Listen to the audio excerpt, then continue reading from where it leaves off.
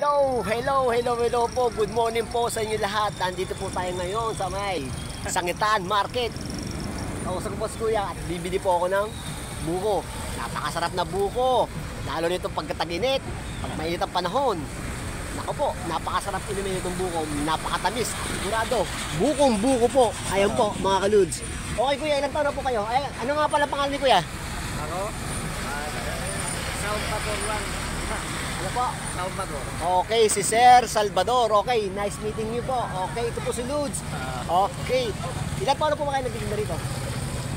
Takal na. Nag-umpisa ako magtinda nito. 1986. Opo, ang tagal na po pala, no? Hanggang ngayon. Opo. 38 years na. Bali, buko lang po yung titinda nyo. Ito lang talagang hanap buhay ko.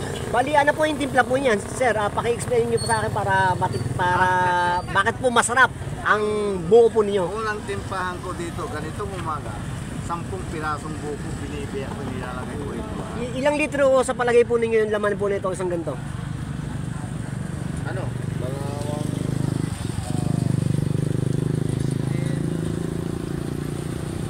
Mga 20 liters. 20 liters? Okay. Magkano nakita nun? Pag naubos ko, ang pagbibinta, 1,213. Ang sa akin yun, mga 700. Okay, pwede na. Para naman masukan din po pala kayo, no?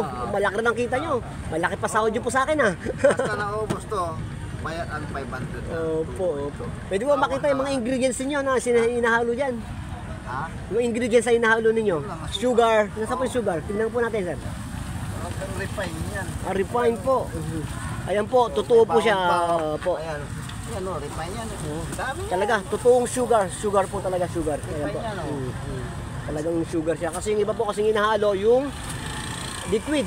Liquid na sugar, di ba? Ewan ko, sinasabi nila yung magic. Magic po, magic liquid sugar. Hindi ako gumagamit. Opo. Maganda ba sa katawan po yun sa tingin po ninyo?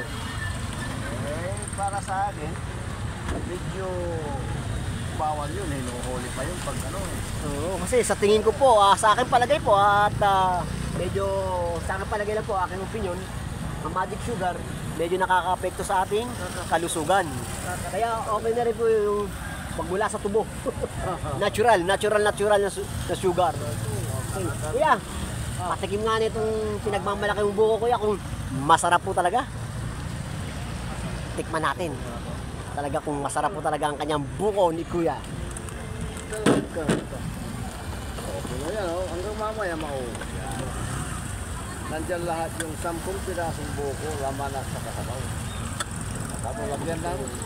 Ilang taon na kayo dito nag-ano? Mula nag-umpisa itong Sangitan Market, nung lumipat kayo rito? Magmula nung sangitan pa doon sa Woma. Yung old Sangitan doon po sa may sa may Sangitan po sa may ano po yung barangay po sa may Sangitan? Sa may Freedom yun. Oo po, malapit po sa may Freedom Park. Opo. Registrado na rin ako dito. Sa may Magsaysay, opo, Magsaysay. Barangay Magsaysay po. Sa may Sangitan, old Sangitan, Magsaysay. Kasi nailipat na po. PWD. Opo, kayo po, kuya. Mga kadudes, okay, PWD po si kuya. Sumusuko sa pag-aaral. Ayan po. Oo, PWD yan. Ayan po. PWD, malit yung pako. Ayan po. Oo. Mga PWD yan. Eh, kaya nating magbalat, kaya Thumbs up po ko sa inyo, kuya. Ayos. Kahit may kapansanan po si kuya, talaga pong patas ang laban. Talagang para sa akin, di baling physical disability, wag lang brain disability. ayan po ang sinasabi ni kuya. Napakagandang sinabi ni kuya. Ayos na ayos. Importante yung utak. Okay po. Dito, basta kayang magpala, wag sumuko. Proud po ako sa inyo, kuya. Proud po ako dito kay kuya kahit meron po siyang kapansanan. PWD po siya. Ano po yung naging sakit po niyo, kuya? Ano yun? Talagang physical disability po. Wala pagkabata. Injection, oo. 2 years Okay. old ako. Bata pa lang po si kuya, meron na po siyang ganyan. Yung tinatawag na polio, ayun po ba yun? Oh, injection. Oo, na polio po. Okay. O sige, tikman po natin yung pinagmamalay ni kuyang buko. Okay, mga kaludes, tikman natin. Alam, ito ay pinagmamalaki ko kung hanap buhay ko dahil marangal. Walang Tama po yan, tama pa. kaysa bago ka ng kalusugan. Okay. Masarap. Pure na buko. Ayos, 100%. Ayos po kayo. Kuya Salvador, proud po ako sa inyo. Lalo na po ang mga televiewers po natin, mga nanonood ngayon. Okay, pag nakakaya sa kuya, rito sa may Sangitan Market, bumili na po kayo, ha? Kuya, salamat po, ha? Okay. Thank you sa paunlak po ninyo. Ano po mga sasabi nyo sa isang katulad yung may kapansanan sa PWDD na nagkatrabaho ng marangal? Ano po mga sabi nyo?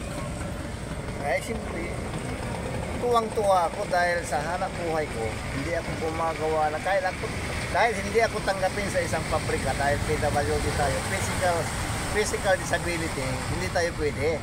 Kaya, dito na sarili natin ito. Paghanap buhay, pagtinda ng buko ito. Kumbaga, ikaw na yung boss. Ikaw pa yung Sarili. trabador, sarili. Walang magagalit. Hawak natin ang oras pa. Opo, Pag tama ganito, po yan, tama po. Hawak natin yung oras. Walang amo. Ayos, kaya proud na proud po ako kay Kuya. Kuya, thank you. Salamat. Maraming salamat po. Ayos. Okay mga kadudes.